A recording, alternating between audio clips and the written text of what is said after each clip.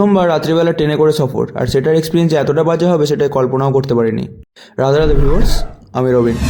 Mainly আমি একটি commerce কোম্পানিতে কর্মরত। বিকেলবেলার মেঘলা ওয়েদারকে উপেক্ষা করে চলে গেছিলাম জিমেতে। আর দেন আজকের মতো নিজের ব্যায়ামগুলো শেষ করে ফিরলাম বাড়ির জন্য। আজ ছিল আমার শেষ আর দ্বিতীয়ত আমার নাইট ডিউটি। সাধারণত আমাকে বাইক নিয়েই সবাই যাতায়াত করতে দেখেছো।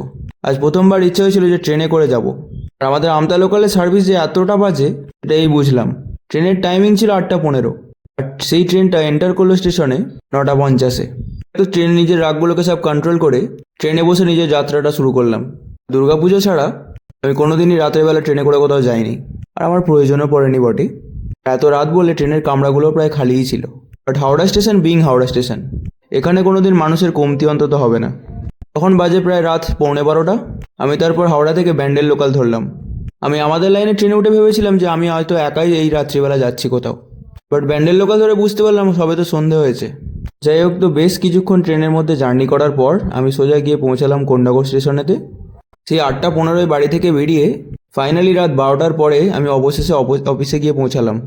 আর দেখতে দেখতেই কাজ শেষ করতে করতে কখন সকাল হয়ে গেল বুঝতেই পারিনি। তাই আজকের মতো ডিনার ডিউটিটাও এখানেই কমপ্লিট করে ফেললাম, আর দেন রওনা দিলাম বাড়ি ফেরার জন্য। এভাবেই নিজের দিন রাতে সফর শেষ হলো। তোমরা প্রত্যেকে খুব ভালো থেকো, আর প্লিজ আমায় ফলো করো। হরে কৃষ্ণা।